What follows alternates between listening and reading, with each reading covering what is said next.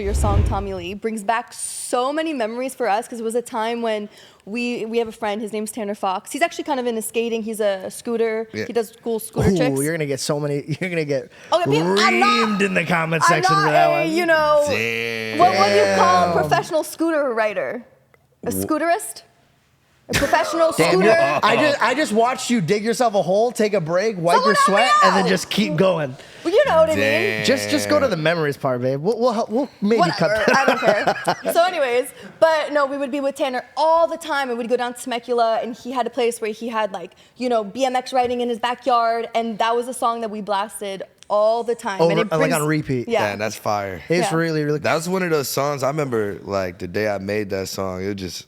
I felt it. Like I was literally in a small studio. Like I didn't want to really be in like a big studio. I was in like a small space. Had to just like this, Mike, my engineer, and we just blamming the music in this small space.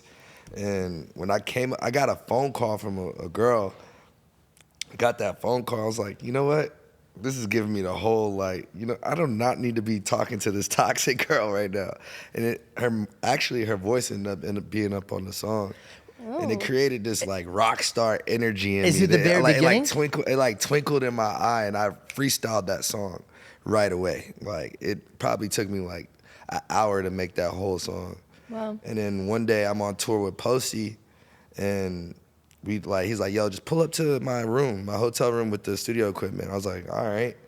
And I just started playing them songs that I had, and then I had another open. It was Tommy Lee. We was already jamming it on tour. We were like, damn, who should we get on this? Should I just put another verse? I played it for Posty, and he was like, bro, keep that on repeat. What's the song called? I was like, Tommy Lee. He's like, oh, this is perfect. This is insane. What does that do to your heart, knowing that like when people go from out of their home into their streets, still chasing their dreams, this is a very small percentage of people that could even get to the level that you're at. What does it feel like when he's like, just come to the hotel, and you're like sitting there, like, are you still a fan at heart? Are you like, oh no, we're acquaintances? We already had a relationship. Like our friendship and our relationship as like family just already grew at that point. How'd you guys meet? It's crazy. It starts off me getting booked by the owners of Rolling Loud, Matt and Targ. They had these shows called Dopey and T in Orlando, Florida, and I used to open up for all of them, and they were just helping me out, getting my name out there. And they booked Posty right when White Iverson blew up, and it was like the beginning of 2015. And yeah, that song just blew up, and he only had like 2-3 songs at that time. Yeah. And I was the only opener in Orlando to get to perform, and I performed, and I was the only person to be backstage with him, and we were just chilling. This is at the beginning of his career. Like this is the post Malone we know that's the biggest rock star in the world now. And Dre London, who signed me to his label with Posty, was back there, and this is the beginning of his career too. And he's like, we're just vibing. I'm the only kid back there like that's allowed to be back there. Like, yeah, that kid, yeah, he performed very well. And then we ended up doing, I ended up doing this song with FKI first. He came to my house, which was a studio house in Orlando at that time. Mad different artists used to pop up.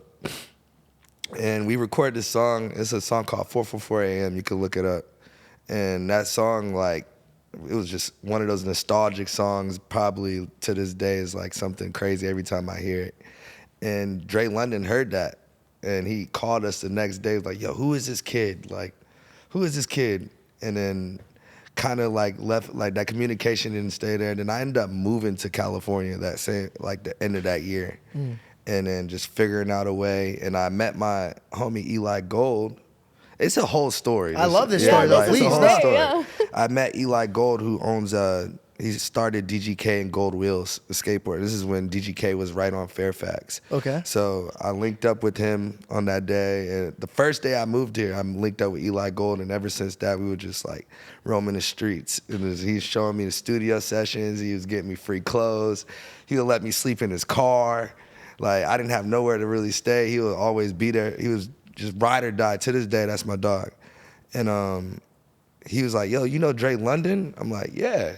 Like, yeah, I know Dre London. He's like, yeah, Post Malone. Like, Stevie Williams Day at the house, this and that. It was a whole story. I was like, damn, this is crazy how life is like flipping back around. I move out to California and I meet the name like comes back around. But at that time I was in a shitty ass deal, like crazy 360. Who put you in there?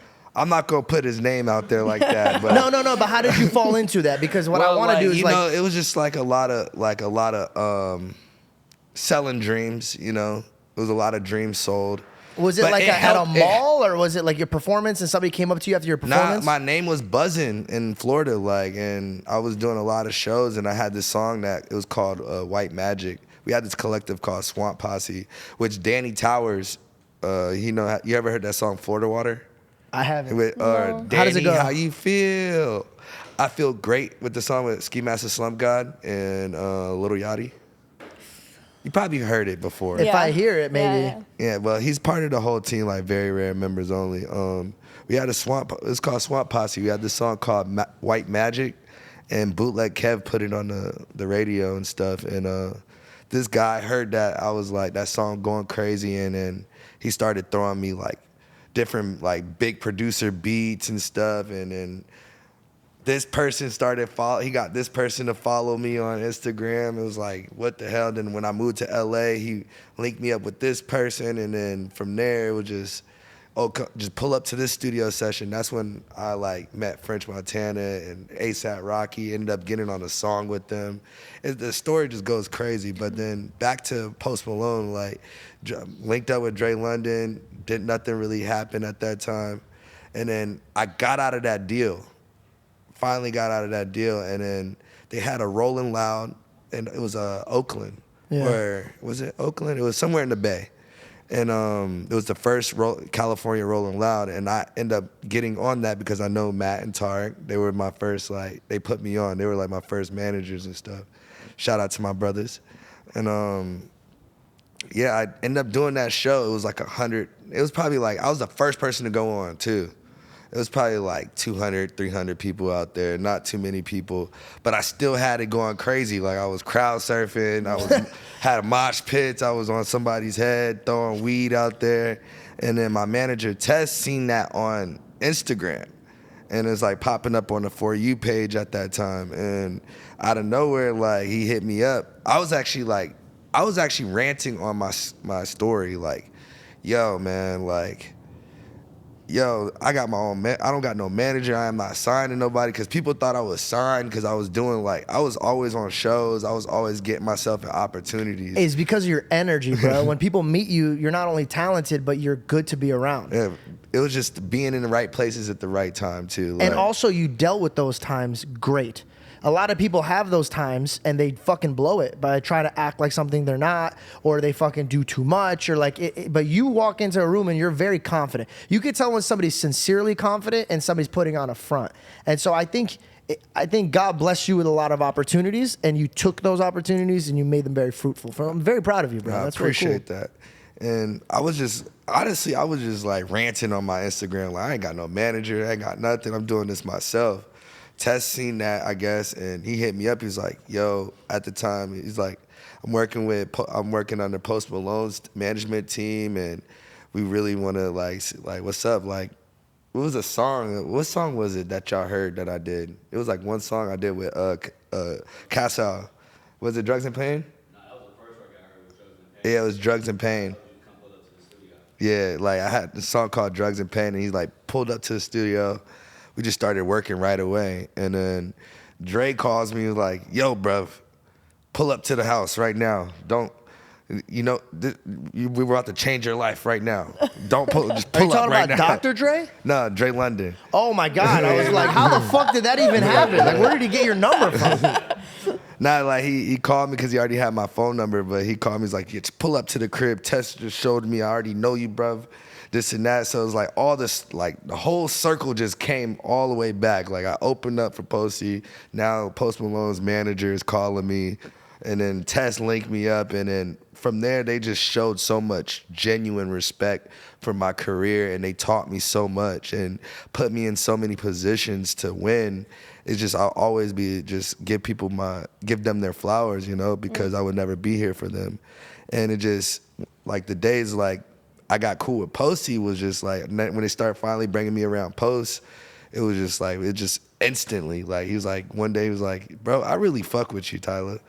And then from that day, it was just, I got to open up for him for shows when people couldn't make it to, like, they needed openers. And then he paid me my first $5,000 a show. Like, wow. I was like, damn, this is really happening right now. So like, surreal. It was so real. Like, and I'm like, all right, this is the level that I need to be on. So seeing him perform, it just taught me how to perform arenas. I had to jump right into arenas. It's not like I jumped into like 12,000 cap. I was doing I'd done multiple tours in my life, but I had to jump right into arenas not being signed at all. Yeah. Like